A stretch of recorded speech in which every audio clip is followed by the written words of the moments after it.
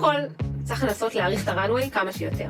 אם פעם זה היה מאוד קל לגייס כסף, ואפשר היה לזרוק את הכסף בעבור הצמיחה, ולצאת לגיוס אחרי חצי שנה, והפלואציה תהיה פי 2-3, אז זה כבר נגמר. בהחלט שיש מה לצאת לגיוס. השאלה היא כמה הולכים לגייס, על מה מגייסים, על איזה תוכנית מגייסים, והציפיות. אז קודם כל ההיסטוריה של הציפיות בשנה, 18 חודשים האחרונים, תסתכלו. זה פשוט לא קיים, זה לא שם. חברה יש לה בקש, נשאר לה רק בין 5-7 מיליון דולר, היא צריכה כבר להיות בחוץ בגיוס. בוא נגיד, אם סופרים את זה בחודשים, אז לפחות חצי שנה. צריכים לשמר את הלקוחות.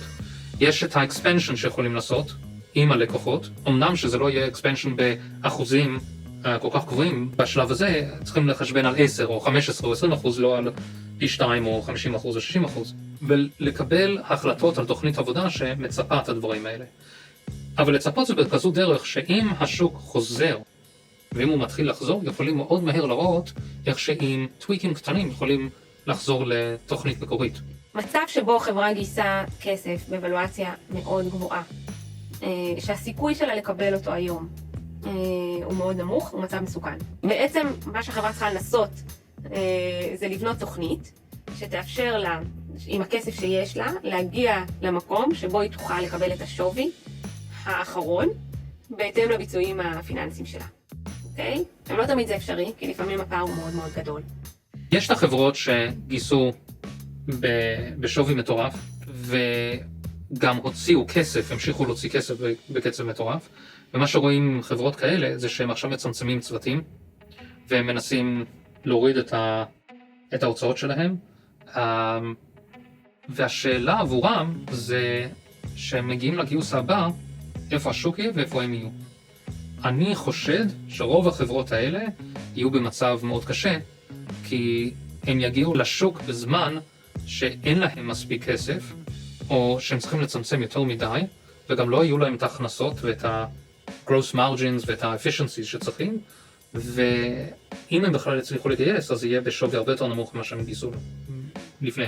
כמובן שהדרך הכי נוחה להתמודד עם הסיטואציה הזאת זה לעשות convertible loan או safe, בלי לקבוע שווי, או אם לקבוע שווי, אז שהקאפ של אותו דט יהיה הסיבוב האחרון, או משהו כזה.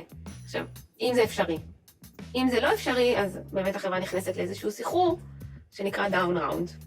וזאת סיטואציה מאוד מאוד מאוד לא נעימה, כי בדרך כלל הנפגעים המרכזיים בדאון ראונד הם הפאונדרים. לגבי bridge financing או extension של גיוסים, או סייפים או דברים כאלה, אם אתה יכול לקחת כסף עכשיו, קח את הכסף. בייחוד שחברה היא early stage.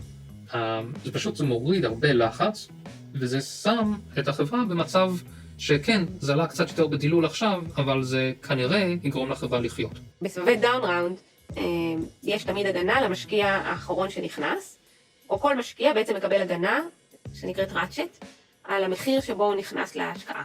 אם המחיר שהוא נכנס להשקעה הוא יותר גבוה מהסיבוב הבא של החברה, שזה מה שקורה בדאון ראונד, הוא מקבל פיצוי.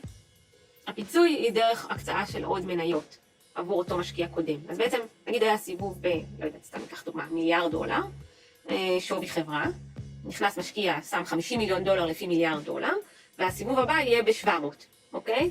אז הוא יצטרך לקבל פיצוי, בעצם עושים לו התאמה של המחיר למניה ל-700. אז יש כל מיני מנגנונים וכולי, יש גם כל מיני סוגים של ראצ'טים, אבל בסופו של דבר, אותו משקיע שכבר קיבל מניות יקבל עכשיו עוד מניות.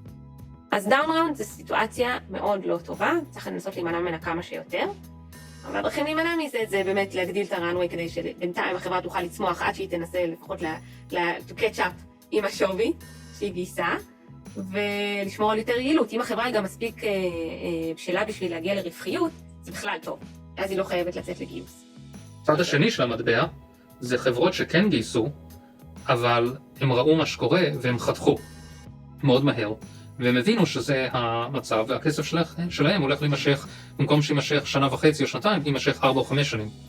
וחברות כאלה, הם יחיו דרך כל המשבר הזה, הם יצאו והם המשיכו לגייס. עכשיו אני לא יודע אם הם יגייסו בעוד 2 או 3 באותו שווי שהם גייסו בשיא, יכול להיות כנראה, אבל זה סך הכל לא יהיה מצב גרוע, נכון?